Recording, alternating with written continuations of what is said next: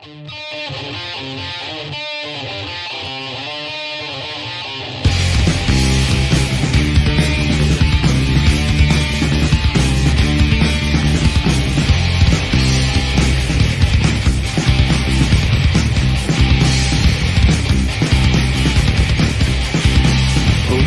you scream at me? Why do you think that it's free? It's not a choice made by me. Once we fall, soon you'll see. When I looked into your eyes, I can see we need to change our lives. Let me in, then we both win. But not knowing that you're killing me. This silence, this building, tearing me fearfully. This silence, this building, tearing me. I'm screaming. Greetings and salutations. Welcome to a Wednesday night hang. On Wednesday with my good friend Pete Thorn. I'm Ben. Welcome. Why wasn't I here the other day, right? Why wasn't I here? Rabbit holes and deep dives during demos. I get it. Man, I apologize. I apologize to anybody that was watching. I was just completely, I have no excuse other than it completely slipped my mind. I was sitting here working on video stuff. And and then I realized later that night, oh no. But anyway, yeah, I'm kind of an idiot. Like when it comes down to it, that's the problem. That's just really the problem. Like I'm not, I knew something was up. Somebody had commented on the show from Monday night and said, "Hey, Pete put out a video." And I thought, well, I knew something was up because usually I get about 30 to 40 replays overnight and maybe grab a sub. And I have 10 more subs and 100 replays. And I went, oh, okay. Oh, Karma. Oh, well, that's good then. Okay, good. Yeah. I'm glad that's so we should have a good crowd tonight. Yeah. Let's see. Who do we have in the chat here? We've got Braxel, Travis Barris, iRock Zed Blues, David Pekarski, Mark Holt, L Barge, Guitar Man 45, Terry's 3Gs. Hope you're feeling better, Terry. Ryan Hall, John Duchesne, Mesa Guitar Guy, Scott Brockway, Mr. Anderson 59, Ferd Burfel, Dennis Ellis, Billy Baloney, my lovely sister Amanda, Cushman NYC, Modern Vintage, The Feel Button, Symmetry, Ryan Hall again. Let's see who else we got in here. They're all talking to each other. Christopher Neiman, Martian Murray, Josh Tanberg, Michael B. Live, LRM Guitars. Nice. T. Ricky. Awesome. Yes. Plenty of familiar faces. Good to see all you guys. What's happening, everybody? Yeah. Hope everyone's having a good Wednesday. We are. And Happy New Year. Happy New Year to you. Yeah. And what the heck? What else, everybody? What's going on up there, Ben? How's the weather in Ottawa right now? Is it like a little more reasonable? It has not gone below zero in almost a week. So I am very ecstatic because it's January and almost all the snow is gone. Oh, wow. Okay. That's changed a lot. But, a week before that was like a foot of snow, hurricane winds, and nastiness all through North America there around Christmas. That was nuts. So crazy. How about yourself? Much rain? Yeah, well, actually, it's raining like crazy out here this week, which is really good. We need it, but kind of not all at once, It's like, but it's pretty bonkers. There's a lot of rain. It's great though. It's overall. Supposedly it's going to take years of rain like this for us to dig out of this drought we're in. But every little bit helps, I would say. So this is true. Yeah, so it's not too bad, and it keeps the air clean and keeps it, That's right. Keeps the city clean. It's nice.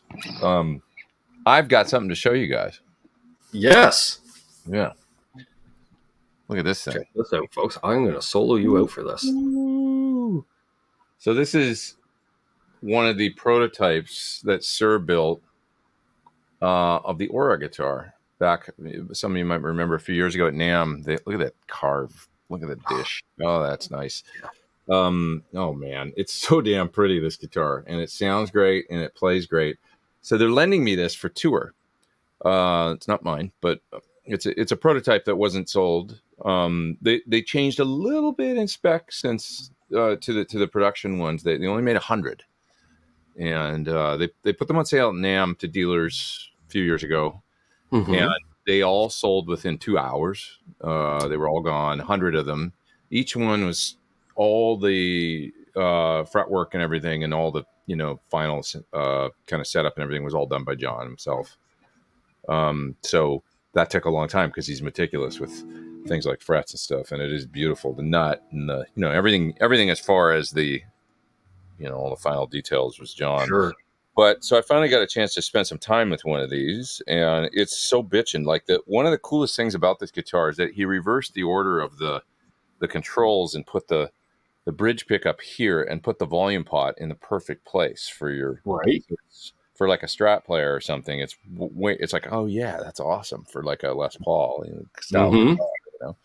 It puts that right in the right place for you. So hey Kurt, Double D, Graham, and yeah, that's it really. Nice back carve too there. So you beautiful. Yeah. So at first I had my initial thought was Nags, Kanai. And then it's like, no, it's like John said to Nags, hold my beer. Because it's just a little bit. Yeah, because you've got similar. I mean, there's I think part of it's like just that cut of wood. It just that looks like a piece of wood that Nags would use. It's a hell of a What's wrong with that? It's interesting actually on camera it looks a little more red than it does here. It's a little more T burst here, but like I see more red in it with with the way it looks on the screen. But yeah, and so they changed when they started sort of finalizing the spec. They changed the neck a little bit, so it's got a little less shoulder. So this one's a real big, full, round neck, but it feels awesome. So it's just it's a killer guitar, and the string pull's real straight, and it's got a nice slippery nut on it with straight string pull, not quite as much angle as most guitars like this. So that all sort of lends itself to better tuning stability. Right. Yeah, it's got just enough of a break angle that you need it, and the strings are much straighter, I noticed. Yeah. So even just like I haven't even really messed with it that much yet, but it seems to, I'm used to doing a few bends on Les Pauls and they're out of tune.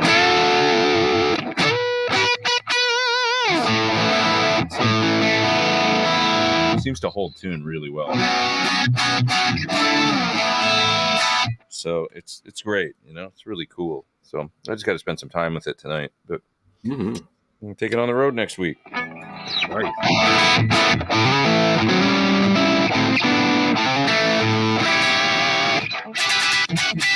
Should be fun. Yeah. Nice. Right on. So how many guitars are you taking with you? I'm gonna take, I don't know, 6 or 7. Wow. Nice. Yeah, I kind of need them for tunings. There's a tune where it's a whole step down. There's a tune where it's a half step down. That kind of thing. So, tremolo guitars, a single coil guitar. I'm the first time I'm actually gonna take my blue Suhr, which is a 3-single jobby. Right. Kind of a 50s style. I love that guitar. Single coil. And what else? My red signature model that I love so much that I play. That's kind of like my main guitar these days. So I'll take that. What else? I'm going to do a different rig this year. I'm going to take like my SL68, and there's a Bella over there that's like a UK spec Bella. So I'm going to use that because it's already there. And I'm going to AB the 2 amps and just kind of do a different thing just for fun. Just mix it up. Yeah. I love taking the PT15. It worked great for a couple of years using it on the tour, but I just thought maybe this time we're doing a lot of songs where I feel like I can use a combo. Like there's certain songs that lend themselves to open back combo sounds. Sure. So, and it's like, even if you've got a nice clean channel in an amp, it's not quite the same if you don't have the amp blowing out the back of an open back cap. So yes, I agree. You can have as many Marshall heads with a clean Fender channel, but it's still going into essentially a Marshall cab that you've matched with that head. Yeah, that's right. Exactly. So it just kind of optimizes, the sound for the different, so it's fun. Hey, our friend Lauren L. Scott Music asks, what is harder to play, Eruption or Spanish Fly? Oh, that's a great question. I mean, probably they're both really hard and to get to nail, but probably in some way Spanish Fly, because it's so precise on a nylon string, and the gain and that kind of thing. So I sort of learned it once. I couldn't play it to save my life right now, Spanish Fly, but I did learn it at one point, and I finally I was like, oh, I see what he's doing, because the hardest part for me was always the fast picking part in the middle, kind of as it then builds up the neck, and then the next lick that comes after that. There's a that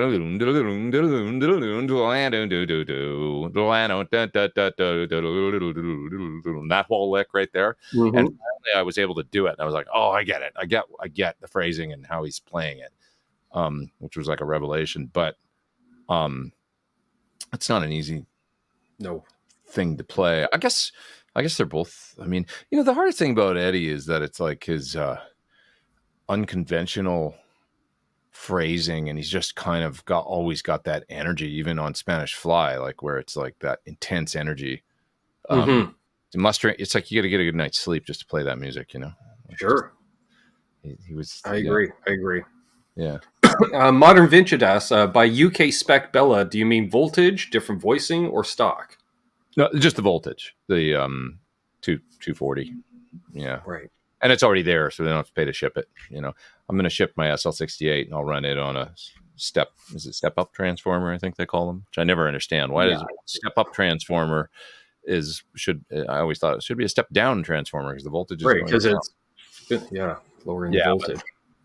But the Bella's already over there with the nice gentleman, the Suhr rep over there, a good friend of mine, Nigel. So I thought, well, that's perfect then. I can just use that one. And I've got a 412 cabinet that is over there as well, that lives over there right now. So all I got to do is bring one head, my pedal board, all my guitars and accessories and stuff. Awesome. Yeah, and it's nice that they're letting you bring over that much stuff too, because it's not like even a domestic flight. Cartage these days is crazy. Yeah, even on a head or something, it's significant to send, or in my pedal board case. Everything costs money, but I appreciate that they, for this gig, that they are willing to do it, because they want it to be of a certain standard or whatever. I mean, we could do the whole thing on modelers if we had to, but it's fun to right. And that seems to be part of it and I think it's one of those things where I say, when you gig, your tone doesn't have to be that great for the crowd to be impressed, but I swear, when you have better tone yourself, you're going to play better, because you're inspired to play better. 100%. If you're enjoying the sound, it feels good. It's just like the greatest thing in the world, and then you play better, and then they get a better show. And it's all cyclical. Exactly. What's up, Andy Carson, Boomster Black? Yeah, get it right almost every time. Awesome. Please hit the thumbs up if you haven't already. Always helps. Algorithms. I don't know how it works exactly, but there's algorithms. Well, on the other end of the spectrum, so I don't know if this ever happened to you before, Pete, but I had to go into the local Long McQuaid because I needed one of those adapters to go from a 3.5 mil to a 1/4 inch, which you can't buy at a dollar store anymore. Just a simple adapter. Right. That's what I went in for. I ended up buying a Gretsch while I was there. Cool. Let's see it. See, they got you. Yeah. So we found this nice little Indonesian Gretsch, which I was shocked at how bright it sounded. I played it through a nice little Fender amp there. I was like, wow, the bridge pickup sounds great. I wonder how the neck sounds. I went, oh, I'm on the neck. Great. Oh. And nice little basic streamliner, because I've wanted a hollow body for years, and why not? Get your jazz licks on your. Well, it's funny. I see Aaron from Albus Band in the chat. I got home. I'm playing it for like 20 minutes. I'm like, this thing's got to have at least 11s on it, Pete. Because I can't bend any strings. And I realized, well, it's got a wound G on it. Oh, yeah. It took me 20 minutes because I've never played a guitar with a wound G that I can think of necessarily. So, it's like, wow, I'm really fighting this thing. Yeah, it's probably 12s. Yeah, I don't know. Well, equal parts, you can play some Pat Metheny or some maybe some Rick Emmett or. Well, I will say it actually did pretty good for Malcolm Young too. Even I was surprised. I was not feedbacking as much as I was like, wow, I'm actually pushing a bit of volume here in the room, and it's still Is like the that. bridge pinned? So is it? It is pinned. Thankfully, it is pinned. That's good. Yeah. Yeah, there's nothing like digging in. You're like, oh, I just shifted it. Great. On stage was the first time that ever happened to me. I borrowed one. I'd never played one, and I hit it really hard, like I hadn't in rehearsal. I was like, "What the hell happened?" Like everything just goes to hell, you know. And it was like, "Oh my god, the bridge moves if you nail it," you know. Mm-hmm. So yeah, if you have any kind of rock energy, it's over. Yeah, That's cool. so new guitar day for both of us. What's that? New guitar day for both of us. I've always wanted a either a Malcolm Young or a Brian Setzer model, because the Brian Setzer seems like a great kind of hot rod. Yes. Pickups and Country gentleman with hot pickups. Perfect. Yeah. Sign me up for more. Totally, yeah. So one of these days. Yeah. Or possibly the Eddie Cochran that had the P90 in the neck. Uh-huh. I've never owned a Gretsch. It's the one guitar that, like, you know, I never had an Ibanez until I got my Destroyer, and I've never owned a Gretsch. I've had a lot of other guitars, but not wild. Either of those. Yeah.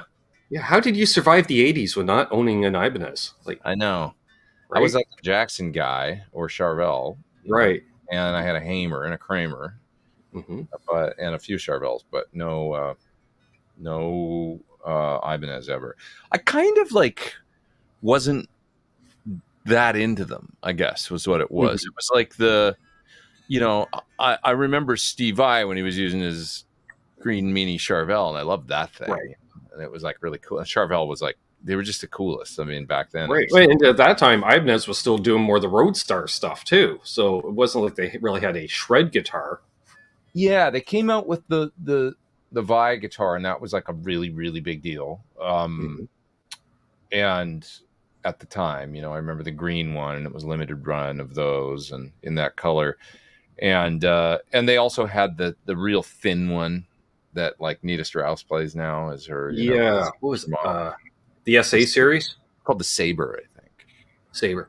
I think, basically when Satriani more or less took it over as his own line, I think. Well, Satriani's has the round edges, kind of. Oh, that's right. It's more rounded. It's the real round one. And I kind of like his signature model, actually. Out of all the Ibanez kind of signature guitars, his with it's got like a single in the neck and a humbucker in the bridge and the Floyd. And it's a very comfortable neck. It's kind of a bit more of a vintage feeling neck, I think. A bit beefier and a little more like a typical Strat C or something. Not the thin neck. So I kind of like his guitar. But so, and I liked it back then too. It was cool. But I just kind of like, I was like, I don't know. I kind of like a Charvel guy. I like, you know, when I had a Jackson, I really loved it. And, but it was basically like a Charvel. It was after Jackson went to, Jackson became the name for the US made guitars. Charvel went and became the cheaper line for a little while, you know, but I still think of Charvels now, which to me was always a mistake. Sorry, I'm like rambling here, but going on. I always thought they should just do it like a General Motors thing. Just have both Japan, both in America, both have Jacksons and Charvels. Yeah. Like the Jacksons, you know, the Solus had the set neck, the Charvels had a bolt-on neck. Fine. Exactly. That's right. Yeah, that's right. And then when they went to Jackson with the bolt-on, that's when I got one, like that year. Yeah. And so it's still basically a Charvel, but it says Jackson. It's the same, you know.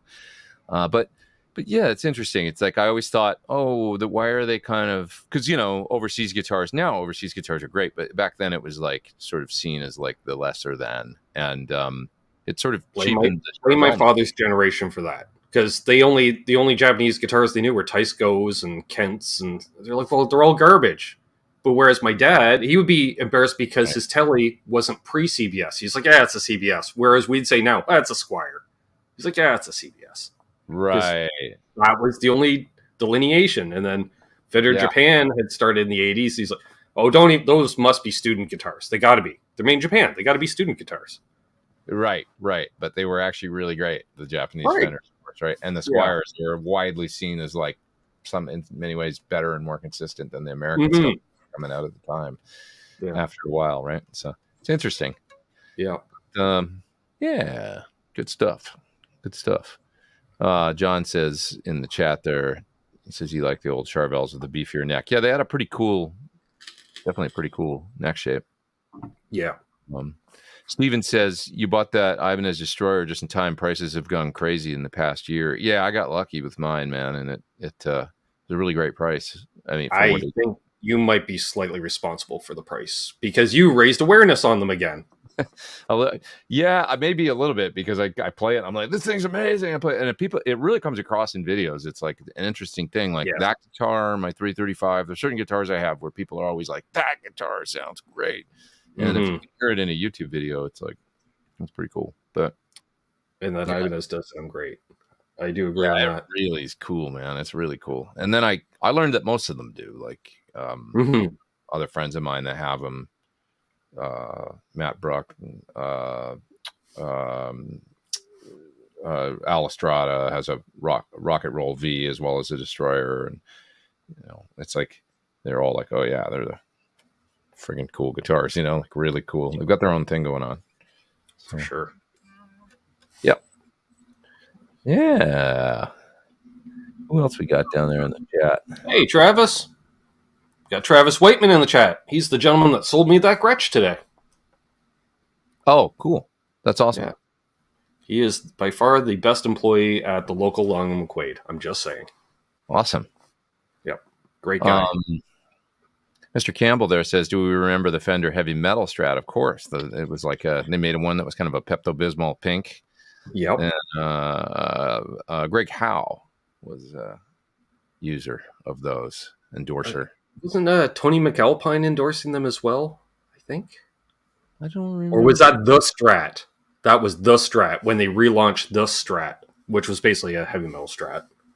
I think it was Greg. Tony, I always thought was with Ibanez then, but I could be wrong, But Greg Howe used them. I remember that, and he was ripping back.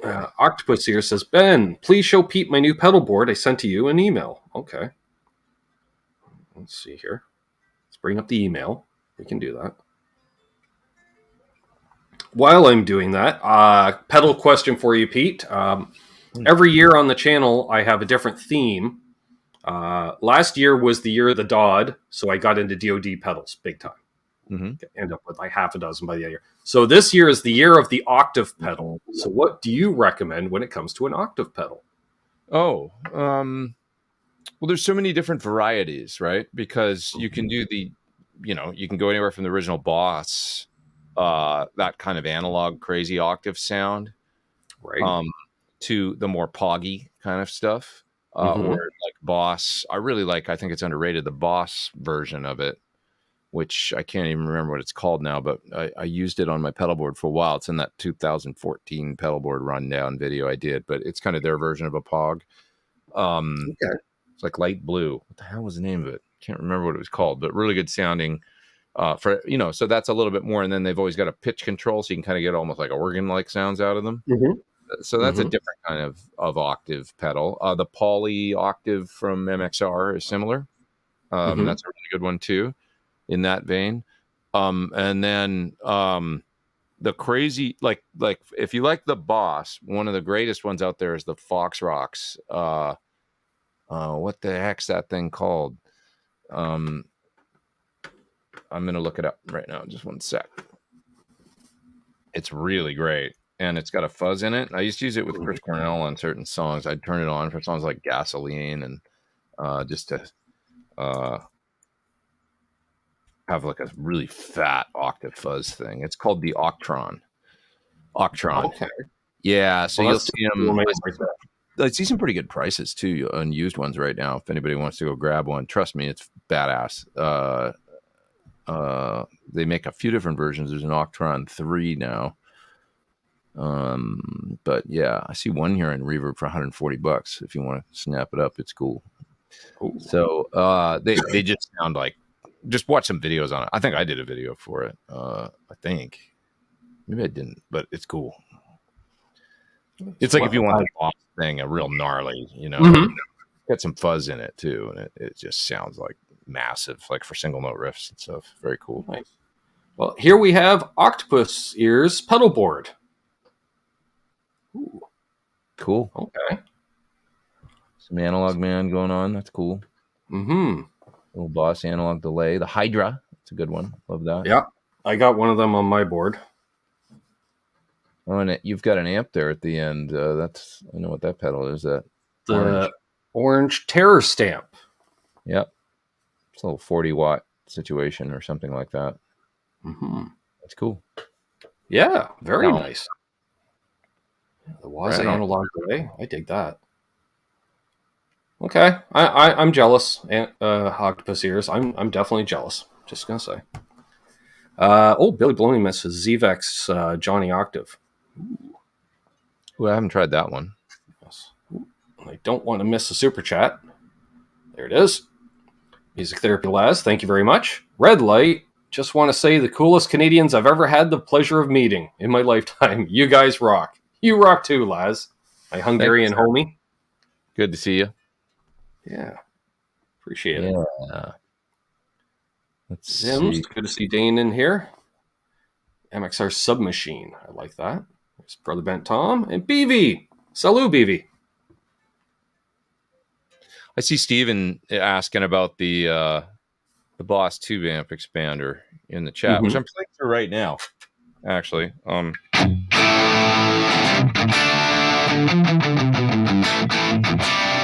So it's hosting an impulse response actually right now.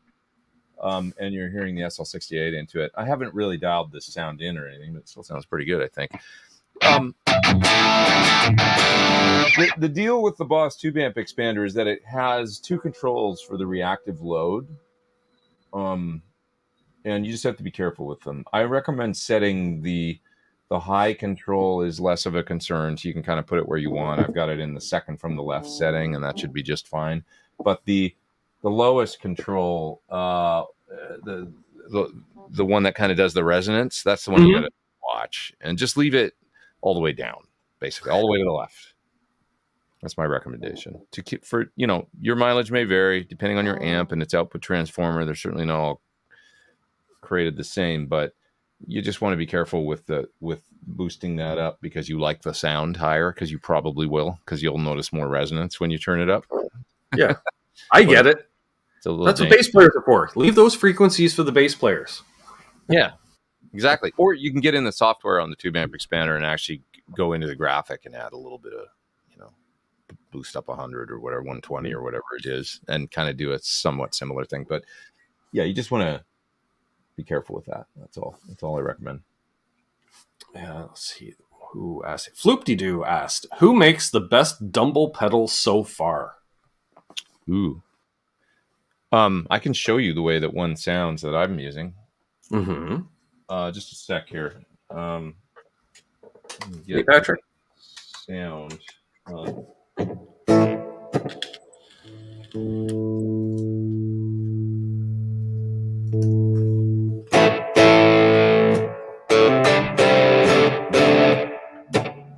lot of reverb on this sound for some reason, but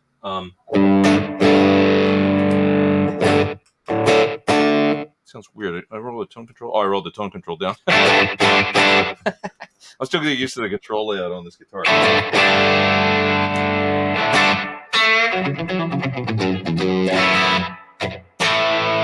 So the way I've got obviously a bunch of spring reverb going too, but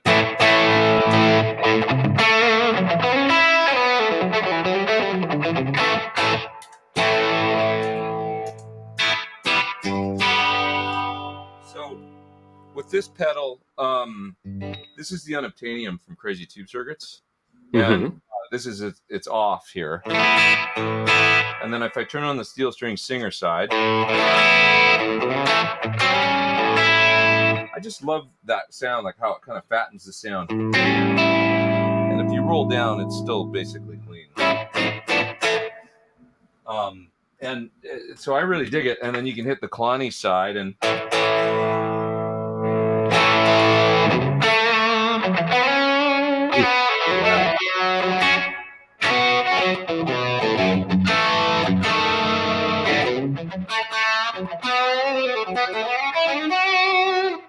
do that with it. So I really like it.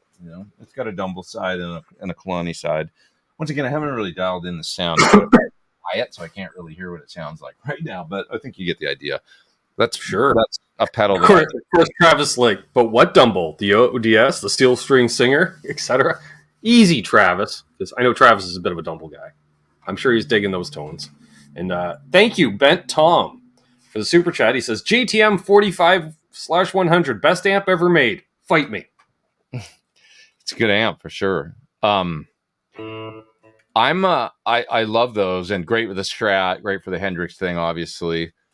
I'm a bit more partial to super lead circuit, just because I like a little bit more, but the 4500 is a classic that up to a certain point is amazing, like think up to Black Crows or, that kind of distortion, like is, or Bad Company or, we got my Bad Company shirt on today. So that works. I'm supporting my friends at Flipside Music just because I love wearing this shirt in public. That's cool. That's cool. Yeah. Right on. Yeah, people get offended, and I'm like, "What? You don't tap the coils on your pickup? Like, come on, who doesn't?" It's an inside joke. Exactly. Hey, Brian. He says, "What Friedman amp do you recommend for hard rock?" Well, they all kind of do it, but it just depends on the flavor of hard rock you want. I mean, I think his BE 100 or BE 50, those ones are probably his flagship, kind of like great cross section of what he does in there. The Dirty Shirley is more geared towards 70s or a little bit warmer. It's not quite as bright. It's more like Zeppelin and that kind of thing. Probably sort of sounds, once again, Bad Company and stuff.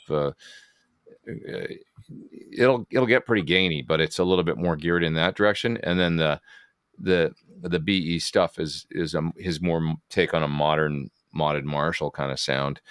I really like Dave's small box amp because I feel like it's really simple and it basically does everything you need. I mean, it's got a great plexi channel that is pretty much a straight up plexi just with a master volume.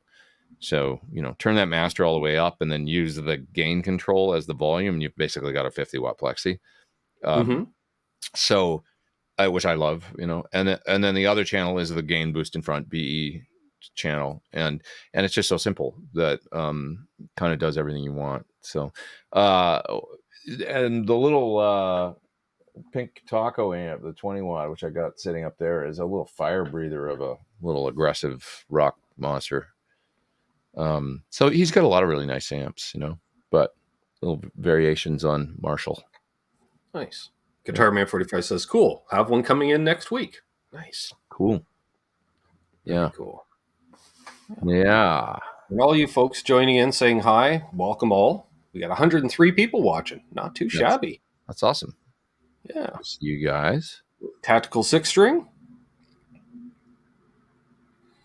Look where did I see? If I go back, taking a look through the chat here myself. So Dane was asking you to play a Van Halen riff. Which one? Yeah, which one? Good question. It's not the right sound. What's up, Mark? Let's see here. Trying to remember how to use my pedal board. One sec. There we go. Been there.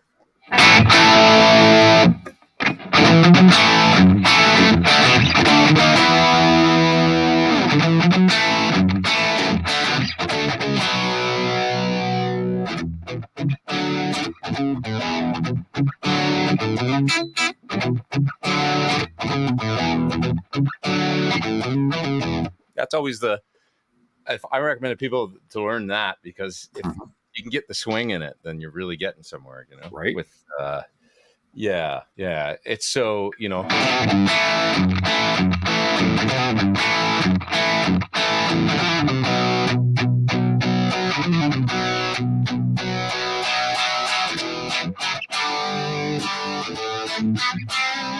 so I love that.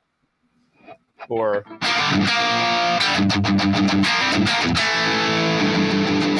which almost sounds like two guitars, but it's not.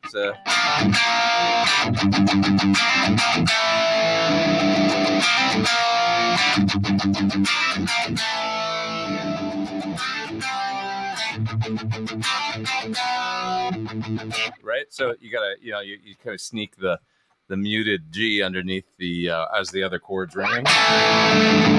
I love when he does that. It's so cool. Yeah, he did shit like that. Like, how I can play both parts in Judas Priest at once. Totally. I don't need a rhythm player. I'll just play both parts. Andy Parson was asking, interesting enough, he's doing any touring this year, Pete? Yeah, a little bit coming up. So I'm headed over with Classic Rock Show to the UK in a week. And I'll be over there January, part of February, come back here for a bit, go back over through March. So nice. A lot of gigs. So it should be really fun. Looking forward to it. Mm-hmm. Yeah. It seems to be growing every year, which is great. Yeah, there's more gigs, more demand. They're booking some different towns that we haven't played before. And so that's fun because it's like keep expanding it and stuff. And maybe one of these days move out of the UK because it's all UK, but it's really fun because they get to go everywhere there. So, it's I love it. Answer my cousin Doug. No, just answer my cousin Doug. Just no. That's all I'm going to say about it. So what happens when you have family in the chat? Unbelievable last question for Pete. Being a prolific writer for demo tunes, what is your process? Do you have a catalog of ideas that may work for certain sounds, or does the pedal/gear inspire the writing, or both? Yeah, both. I mean, the pedal definitely inspires. Like, if you got to make a video for a fuzz, you're going to play a certain thing. If you got to make a video for a delay, you're going to play a certain thing. And it's kind of fun that way. I always view it as like a fun thing because it's like the pedal will then paint you, or it'll steer you in a direction. So if I go back to my clean sound here for a second, dial up like Wait. kind of a loud delay.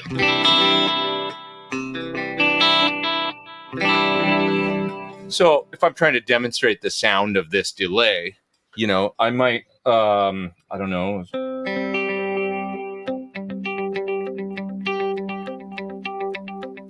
It could be that. And there's where I start from,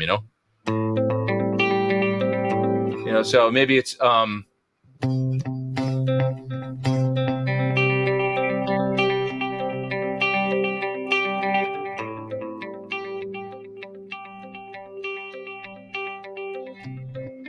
whatever, something like that. And then I'm just like, I'm off and running then. And I've got, and then I'll set a different delay time with a maybe, or maybe, you want to come up with a melody on top of that. So then maybe you just go, turn the feedback way up. And maybe you just go.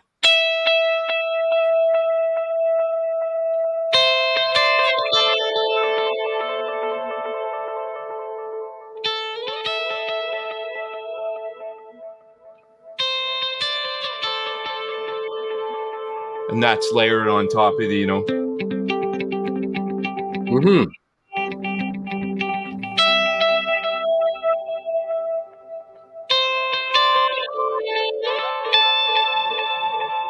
And now you got a piece of music, and then maybe.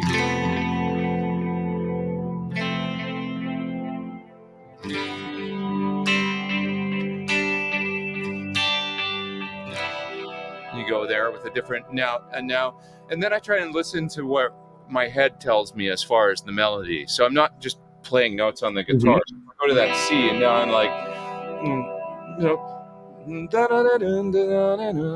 right? So I'll find that, and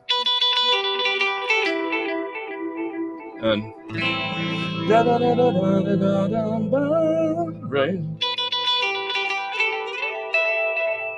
And now I've got a little chorus melody, But I use my mind first before I, right? And then see where you go, down, down, down, down, down,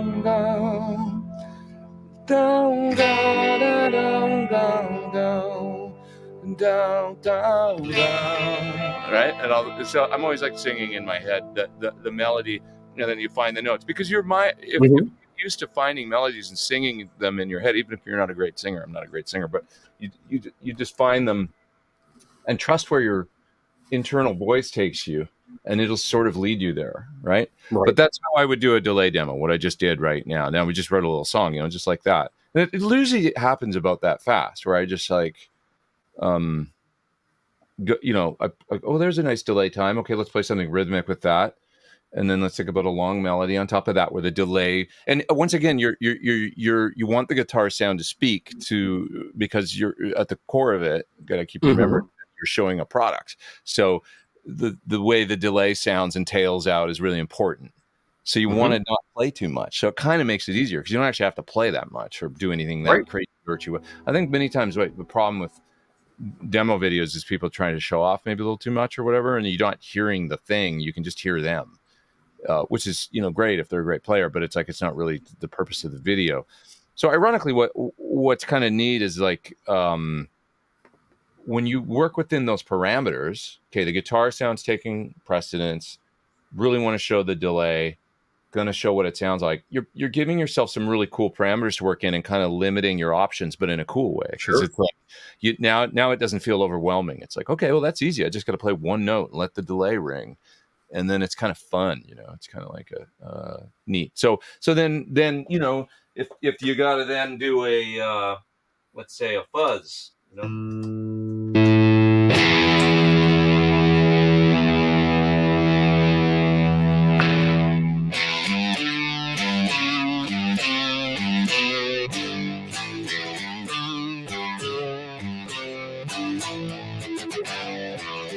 or something like that, right? Now I'm thinking in a much different, let's show a gnarly riff and like whatever, some kind of like, some kind of riff that, and then it's easy because it's like fuzzes tend to work well with single note kind of heavy riffs and stuff. Sort of play simple and play to the pedal is all it is. That's all it is. Yep. Yep. Makes perfect sense to me. Yeah. And thank you for the super chat. Andy Carson, he says, Pete Thorn, ladies and gentlemen. Here we are. Thanks, Andy. I appreciate it. Yeah. It's really Unbelievable says Rick Beato's going to analyze this section later in a video. Rick's so amazing, man. That dude, I'll never forget doing GitCon with him in Germany. And I did the video was called like something like, what can a rock player like how should they, I can't even remember the name of what I called the video, but it's all about basically like he's got a big jazz vocabulary. So it's like, what could rock players learn from someone with a big jazz vocabulary like that? And I put the guitar in his hands and he goes, oh, I haven't played guitar in like 3 weeks. You're gonna make me play now? And I'm like, sorry, and the cameras were rolling. And then he just proceeded to play all this like totally brilliant stuff. That was like, it's like, oh God, you need not have worried, but we're always our own worst critics, but he sounded amazing to me. Sure. But I really like Rick. He really, he strives for a high standard and he puts a lot of effort into his work. And I found it very inspirational. And he's a good role model. I mean, he's like a really hard worker and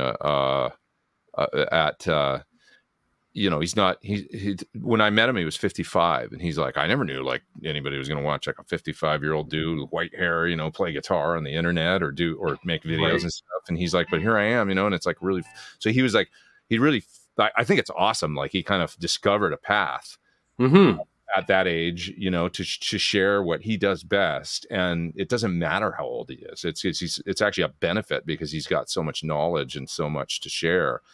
And he's such a great interviewer.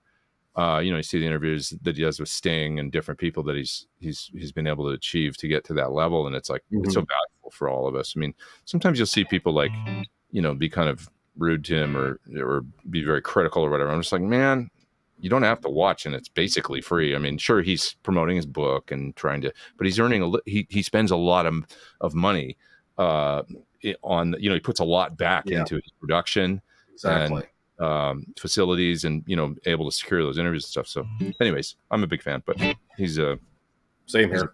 He's one of the good ones, that's for sure. So and thanks for the super chat Symmetry, aka co-host of Canucks with Guitars, Trev. Pete, I really love the Germino. Can you tell us a little more about that amp, please?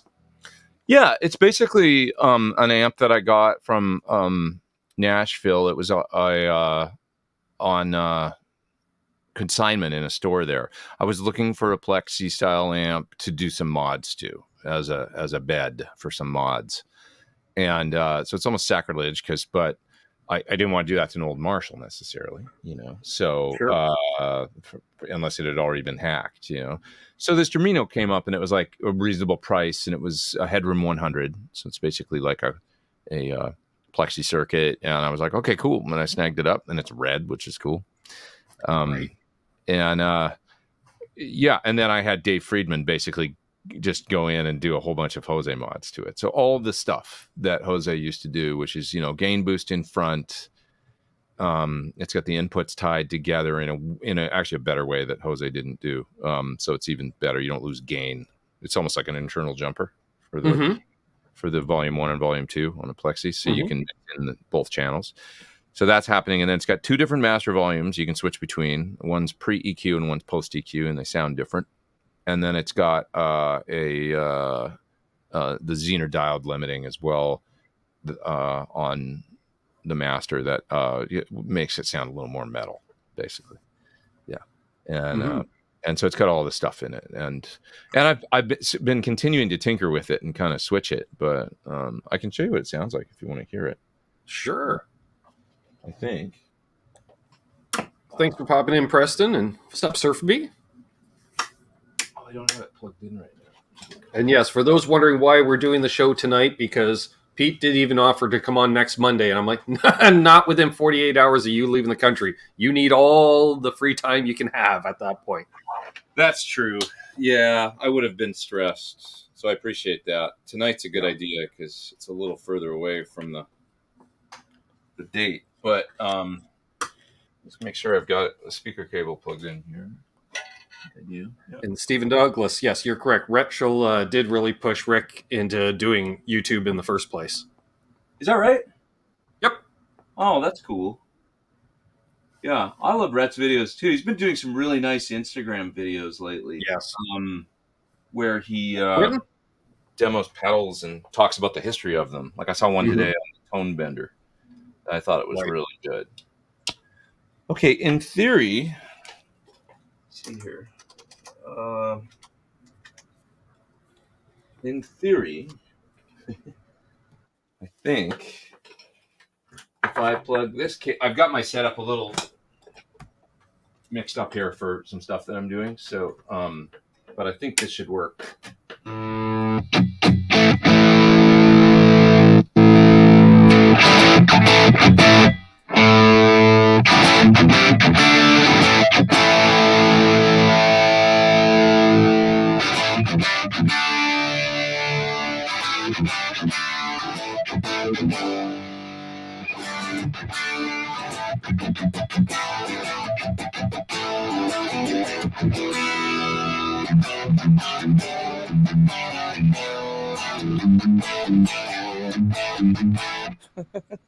Anybody know that Aerosmith riff?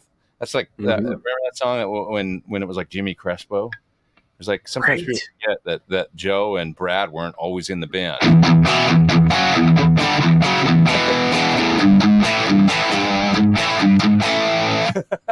That's like when I first became aware of Aerosmith, I think. That's this is the modded Germino Guitar Man 45.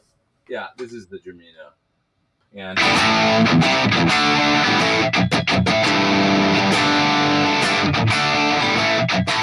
I can even like actually add a little bit of delay.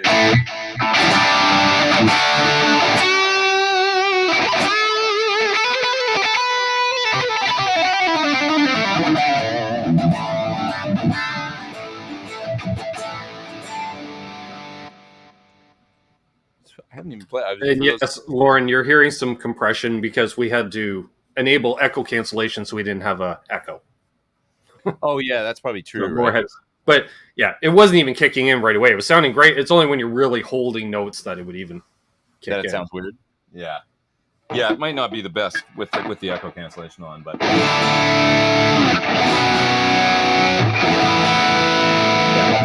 that sounds great. And hello to Texas Blues Alley.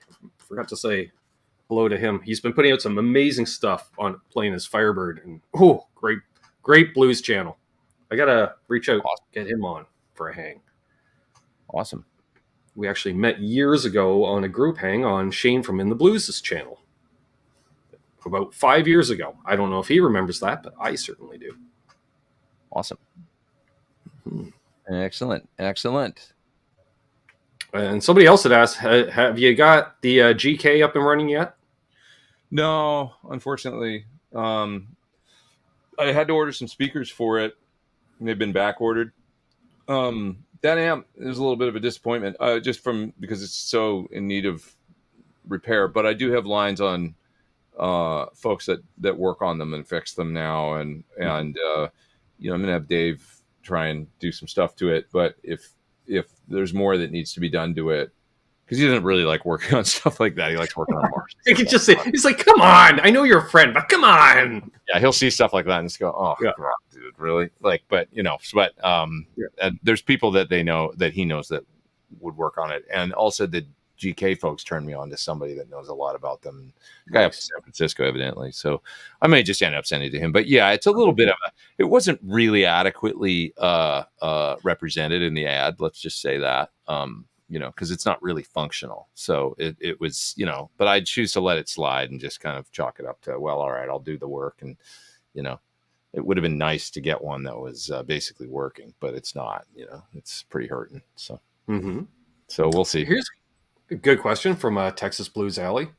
Question for Pete. Your demo songs are always great. Do you ever worry that you're essentially giving away something that could be a song on a record? Well, they're all mine. So, if I want to go and do something with it, I can always turn it into something later, Sure. That actually came up right now. Like there's something I'm doing. There was an appropriate video that I had made ages ago. And I said, well, this track is actually perfect for this thing and this other use. And they're like, you own that music? And I'm like, yeah, it's mine. I mean, it's like, I wrote it, so it's all in the record. Okay. So, things like that, So, yeah, I don't really worry about it that much. I mean, I just kind of, creativity to me is like, you keep it flowing, like just keep it going. Don't worry too much about I like to just stay in the flow and keep writing all the time and stuff. So, yeah. So you can repurpose something, like taking a song from an album that you did years ago and use it as your intro music now on shows. So you don't get copywritten by YouTube. There you go. I'm like, I own the rights to it. So yeah, that's the way to do that. If you want to avoid any problems, you just write music. So yeah. And if any of the ex-bandmates, because I quit the band, if they came after me, I'm like, you had me register it with SOCAN, so technically I own the rights to the album. You don't. So right. Because I was the one that paid attention to the business in the band. I was like, if we're recording an album, we should really register it with SOCAN. I'm like, yeah, we should. Yeah, so some people don't want to deal with it, but it's good to be on top of. Yeah, that's true. Yeah, I mean, if it ever came down to it, I don't know what, people could steal your ideas or whatever, I guess. But you've always got if you did it and you put it out on, there's a standard, YouTube copyright or whatever that they put on it, right? And there's a date on the video. So it's like, well, there's my idea. You know what I mean? Right. Yeah. Reference video here. Yeah, exactly. With it. Yeah. Stephen Douglas asks, have you programmed your new Music Lab switcher yet? How is the user interface? Yeah, I have. So I've basically been using it right now to switch between things. And you just heard me switch like a lead sound in and out. So like with some echo, right? No echo. Right, so that's it MIDI'd up to the Boss tube amp expander, and the delay is coming out of the Boss, as well as the IR that you're hearing. So, so I've got it MIDI'd up to, on the board, it's the Timeline and the H90 and the Mobius, and then it's also sending MIDI out to the tube amp expander. And I've got it all figured out with the editor, and I programmed up our whole set. So after I get off here with you guys in a few minutes here, I'm going to go and keep working on tunes and stuff for the gigs. And basically I've got everything in there programmed as a set, which I've never done before. I've always just programmed presets, for the songs. But now it's programmed so that it steps up in kind of, the order that the set is in. so each preset just moves. No calling audibles, lead singers. That's a good point, and that's the only thing is that it does paint you in a corner. So we'll see how it works. I can always put it back in preset mode and then switch around. Hopefully that doesn't happen, but it's pretty cool the way it is right now. And then if it's like, hey, tomorrow we're going to do a little different, we're going to add a song or something, I can always go in and just do a new set order or whatever, and make a new set, and then you just pick the set list you want to use basically. And a set list then consists of, like, in any song, and I never would use more than this, but you could have up to 5 presets in a song. Right. And, you can use any of the presets from your preset list. So let's say you've made 50 presets with all these different sounds, right? Well, now you're going to do this song. So you pick the presets that you want to use in that song and just put them in the order you want to use them in across the switches, and you're done, And so it's pretty cool. It did take a long time because I had to figure out all that stuff and how to do it and get the devices to talk to one another. And I had I had an editor for the H90 hooked up, editor for the MIDI controller itself, and an editor for the Boss TAE, all going at the same time and naming everything and coming up with I did it all, but it took days and days and days. I don't know that it was any faster than the way I used to do it, but it was a system. In there. Modern Vintage with a super chat. Thanks, buddy. He says, is there anything different from the custom audio PT100 that you still use it for or miss versus the new ones? Doesn't Grohl still use a custom audio PT100 live? He does, yeah. Dave has 2 in his rig with 2 tone masters. Dave, from what I understand, is not a gear guy. He doesn't want to, I mean, he probably likes guitars and stuff, but I don't think he wants to mess around with gear that much. So, see, BB? If you ever meet Dave Grohl, don't ask him about his amps and stuff. That's what I've heard. Is he just doesn't like to talk about like gear, and he'll look for the finds a tone he likes and sticks with it probably. Yeah, and that's what I've been told. Is like it's a rig that works. He likes it, so he'll use it. I believe the reason that he originally started, thanks to Bob Bradshaw, I believe the reason he started using PTs was because Bob recommended it when he was putting together his rig for Foo Fighters touring. Right. So he Tone Master. I think his main amp is kind of the Tone Master, to be honest, and then he uses the PT for other sounds, like the like whatever he felt like he wasn't getting out of a Tone Master. That's what I understand. But he's got the 3 channels in there, so I guess he can switch between all 3 on the PT and do what he wants. But I'd be interested to know like how he uses it. I've never. But once again, I don't want to ask him about his gear if I ever meet him. So, but ask Chris. Ask Chris. You'd know. Sure. Yeah, you're right. I could do that probably, and he would have probably a better idea. I don't use an old one not in years, but I have one. I have one left. That's an original spec. So I've always, just because I thought, well, this is the very first version of this thing, and I want an original one that's untouched and unmodded.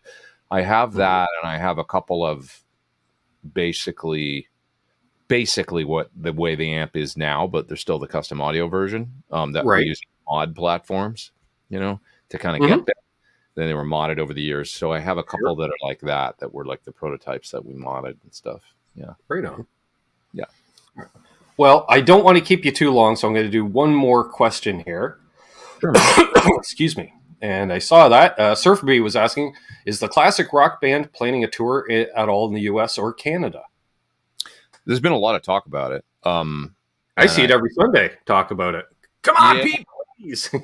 I think it'll probably happen. I hope so. I mean, it totally would make sense. I think they did do it over here one year, well before I was involved, because it's been going for about 10 years. So, I think it's just a matter of time. Sure. So we'll see. Barry says, "Come to Boston." Exactly. Yeah, I mean, I would love to do, obviously the whole East Coast thing would seem to make sense. Boston and New York. Right. Modern Vintage asks, all right, since it was a super chat, we can't.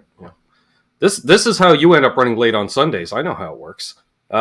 Pete, are there any accurate pedal versions of a Jose mod / extra gain stage equivalents of an SL68 to keep the SL68 stock for its dynamics and tone?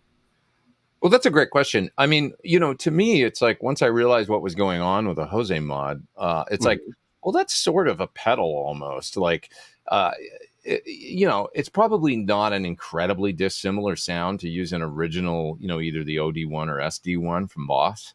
And the way that is, I mean, it's like, it's basically a gain stage, in front of the amp. So you're adding an extra 12AX7. Usually, sometimes he would do both sides in parallel. But usually it was just one. The most common mod was the gain stage was one side of a 12AX7 in front of a plexi circuit, and so you're getting that extra gain out of there. And then he would kind of do, for lack of a better, like just in layman's terms, a high cut and a low cut on that tube. So it was sort of like a mid boost, gain boost, right? And but it's of course running at high voltage inside the amplifier, and it's a tube. So think of a Jose gain boost, like the Jose gain mod, as basically like a tube mid boost running at high voltage in front of the amp. So take that for what you so an actual tube screamer. Yeah. And but all the goodness that a tube inside the amp is going to give you running, whatever 250 volts or whatever the hell they are, or whatever they are, I don't know what they are, but like that high voltage tube thing. So with a pedal, you're sort of simulating that, but with a 9-volt pedal, and it's never quite the same. But to me, something like so we did a MOSFET boost in the PT100, and it's kind of a mid boost. It's tuned so that it's mainly mids going into the front end. So that's the gain boost in the PT100. It's not dissimilar. I mean, it's a high voltage boost built into the amplifier. It's just not tube. If you were going to use a pedal, something like a Suhr Coco or something that does a boost with a little bit of overdrive. I mean, there's so many things. I mean, the SD1 is probably the thing that sounded. It was like if you didn't go to Jose, you got an SD1 and stuck it in front of your JCM 800, and that was Jakey Lee or probably I think Vivian Campbell, so, and it's not like a dissimilar sound. It's basically a Marshall getting pummeled in the front end, So ooh, that's when I can answer. Texas Blues Alley says, didn't some Dumble amps have a FET boost in the preamp? Yes. Yeah, no, that's right. It's basically an overdrive circuit, but done in a Dumble way. And I don't think it's in the same place. Like, I don't think it's right in front of the whole thing. I could be wrong about that, but any amp techs out there but I think where the Dumble boost comes is in a slightly different place in the circuit. It's not the very first thing that the guitar sees when you like the Jose is. With the Jose, you're literally adding a tube in front and, kicking the front end of the plexi circuit with a tube essentially mid boost, Right. So think of what would equate to that pedal wise out there and give it a try and see if it's basically when you just while we're let me get on the so I just turning it off now. Oh, I've got a pedal on here. I forgot actually one thing. When I had the delay going, I did have my Klon on too. So that's the only thing. So here's the way that the Jose circuit sounds by itself with nothing else on.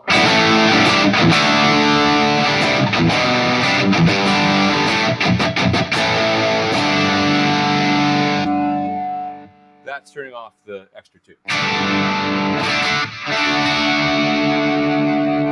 So that's just plexi now. Now, this is essentially like having a plexi, but with a JCM 800 style master volume now, post EQ. So if I was to turn it up, let's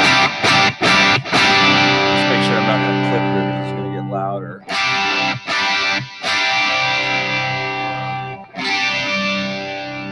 Just turn down the send going out to you guys a little. It's going to get louder.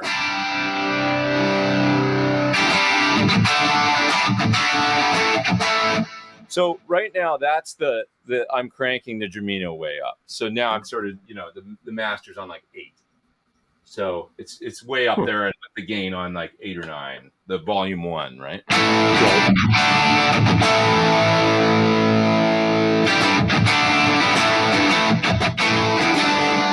So that's like a plexi Van Halen style. Like you're cranking it, basically getting it good and gaining. Well, of course, that's not reasonable for a lot of people. So if we turn it back down, you're losing. That's me turning the master down, and you're losing the phase inverter distortion as well as the power tube stuff. So Jose wanted to give people the ability to have the lower volume, but then the gain boost. So let's turn with more gain, sort of simulating that sound I just had. So let's turn on the gain. Right.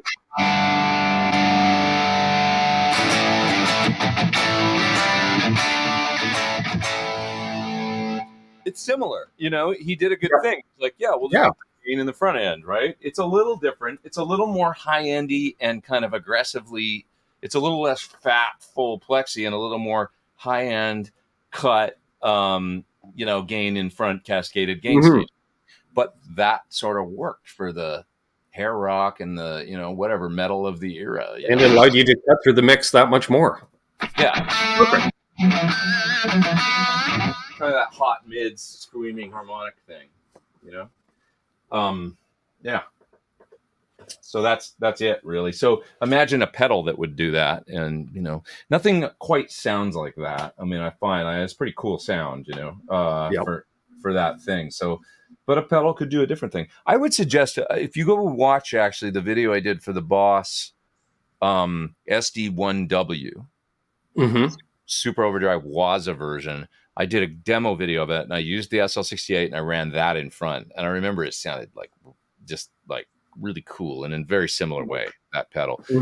Kind of what guys did back then, the SD1 or OD1, which is even more low cut. But SD1 in front of a Marshall was the poor man's way of getting that modded Marshall sound, and it was pretty ripping sounding, actually, and pretty cool. And a lot of great 80s ripper rock guitar was cut that way with the pedal. Exactly. So, yep. Yeah. Exactly. So there we go. Yes, Eddie Fay, he says, so the amp outputs to your audio interface for the purpose of this YouTube. Well, actually for the purpose of Pete's Sunday live streams, we just take advantage because I use the same platform as Pete. So mazel. Yeah. The amp outputs to my audio interface purpose of this YouTube. Yeah, that's right. And yeah, I found a really cool way recently that I could do this and stream basically full quality audio, although it's not stereo right now, but it's not stereo anyway. I've got only a mono sound going. But if I'm the only one on, because I'm on here with Ben, I can't do the full stereo audio, and we got to have the echo cancellation. So it might be changing the sound a little bit. That's just part of the nature of when you have a guest and stuff. I do, Hobo Roadie. He sent me an OD1, a Boss OD1. I love that pedal. Doesn't get more old school. They're killer. But yeah, it's really cool. This new, I figured out how to use my UA software so that I can actually stream and basically have the mic going, but not feeding back coming out of the speakers, and then also be whatever's coming out of my audio interface you're hearing going out to the internet. So it's cool. Yeah, I remember the first week you had debuted that. I was like, what's he using to stream on? And then you popped a question up a screen. I'm like, well, that's StreamYard. I'm like, okay. Yeah. When you're back from tour, I'll be talking to you about that for a similar setup. So I'll send you the guy's video. Or you can find it. I mean, if you look for, how to, ultimate, streaming setup for UAD console for streaming, live streams or something. I found this one video, this one dude. He's sitting in his desk. He's using an SM57 to talk through, and he kind of looks like a rock and roll dude. I don't know how to describe him, but you'll find the video. This is in the first 10 that pop up or so. And his one video showed me how I can use, there's only one I could find, because most people you see doing these things with headphones, right? Yeah. Because, you can't turn up the speakers and hear your guitar and also have the mic going because it'll feed back. So the way that he's got it configured using the Q mixes in UAD console, the Q mix is what I hear coming out of my speakers right now, but the main faders are what's going out to the stream, and it allows you to not have the mic active through the speakers, but to have everything on your faders going out to the internet. And it's really cool. It's like wow. And yes, Guitar Man, it would work for a live setup as well. Yeah, I mean, this is, I think, how probably when you see folks like Andy Timmons or, they've been doing a lot of live streaming kind of stuff, and they've got a great sound. I was like, when I saw Andy on on Tone Talk. I was like, okay, Right. I got to get this going. I got to get a better guitar sound so that I can, or any guitar sound so that I can play and have it going out to the I worldwide. think a lot of Halos were sold that night too. Yes. Oh, I ordered one. I ordered one after that show. Halo's great, man. You know, Dave Friedman, he sees every pedal and everything under the sun, and he was like, when I showed it to him, he was like, "Wait a minute, this is an amazing pedal," and he really is a big fan of it. And I was like, "Yeah, it sounds expensive. It sounds like a nice piece of rack gear in a single pedal housing. It's amazing. Mm-hmm. You know, it's a really, really good Keeley pedal. Basically, the whole thing with Andy's delay sound was two cascading series delays going into one another, you know, with a quarter note and a dotted eighth, but they feed into one another, and it kind of becomes reverb when it tails out. Mm-hmm. It makes a halo around your note. Your note. Make a halo around your note with the halo delay. Exactly. Yeah. Barry was saying I'm freezing up a bit at times. It's not the Ethernet cable; it's my lack of bandwidth. I'm on a DSL internet connection. I'm still in the 90s. So. Yeah. Oh, yeah. Little 1 meg upload. Oh man, you got to get that. Yeah, if you can get it. I wish. Definitely helps. I wish. Yeah, I wish. There's fiber running up both parallel roads, but not this. They haven't connected it to each other for whatever reason. Oh man, yeah, what a pain. It's the only name in the game here is Spectrum Internet, and I hate that company, but they do have pretty screaming fast internet. I will say that. It's like, as long as it's working, it's pretty damn good. It's like, I think I've got a 4,600 download, and it's at least 30 or 40 upload. Perfect. It's fast enough. I find as long as it's 10 megabytes a second, it's that'll work, you know. But anything below that starts to become problematic, and you know, above that isn't super necessary, but it's always nice. Exactly. Well, on that note, we should probably wrap things up. Parrot says, "Don't you realize Ben's a national treasure?" Oh, I don't know about that. Sure you are. And sorry once again, dude, for missing the show the other day, but I'm glad we did this. This is really fun, and my mistake. I still feel like all good. And we'll definitely do maybe another one in the summertime. We won't wait a full year, because I realized, like, because I knew how busy you've been throughout the year, and you've had a very busy year. And it's like every time I think, I should reach out to Pete about doing a show, and then it's like, the Fight for Fighting tour, and I'm like, okay, and then I'll book a bunch of guests, and then all of a sudden it was just got to the point. And then when it sent you a link on Monday, I was like, wow, it's been a year since we've done one of these. So we can always do one when I'm out there too, though. You know, if there's a day off or I'm not working or something, I can do a stream. Usually, I like those ones from hotel rooms and stuff. So do I. They're great. Yeah. It gives us all that kind of back, behind the scenes look. Yeah, it's not all champagne and cocktails. No, it's not. It's a lot of Taco Bell and exactly. I hadn't eaten fast food in like 10 years, and then we did the Fight for Fighting tour, and the tour manager kept ordering. Like he'd be like, "I just ordered 50 tacos to the bus." Be like, "What? Give me one of those things." A box would show up like this big, full of hard shell, and 30 hard shell and 20 soft shell tacos. And all right, I guess I'm eating Taco Bell. Yeah. I'll worry about that when I get off tour. That's an off tour problem. Yeah, we're pretty fancy. So if you haven't already, please check out Pete's channel, because if you don't, you must be living under a rock, I swear. But live every Sunday at 3 Eastern, noon Pacific. Even though the timer says 1:45, coffee takes 15 minutes. Generally, yeah. I'm usually there by about 11:52 these days. Yeah. Something like that. My time. Pacific. Yeah, definitely. Good luck on the tour. We'll be watching and following along. And thanks again for doing this. And thanks everybody that tuned in tonight. Special thanks to anybody that contributed to the channel. Shout out to the Mod Squad for doing Mod Squad stuff. Thanks, Terry, for putting a link to Pete's channel in the chat. And I'll be back this Sunday with our friend JP Page 2 from the YouTube community talking amplifiers. He's been working on servicing amplifiers 20, 30, 40, I don't know, all the years. It was the stuff, so that's going to be a lot of fun. And then back with the Canuck show next Monday. Ask him maybe on your show, if you think of it, what his opinion on that, like the tube boost in the front end thing is. I'm definitely going to ask him that. like where the FET boost is in a Dumble circuit, because I'm not 100% Yes. sure, but yeah, if maybe he can answer those where it actually lies in along the we shall find out, and I will definitely let you know. Cool. On that one. So thanks everybody that tuned in. I've been Ben. He's been Pete. You've been you, because that's how it works. Hold those doors open. Let that lady and Hetty in traffic, because we do good things for each other, because karma's real. And happy tone chasing. Be good to each other, and don't litter.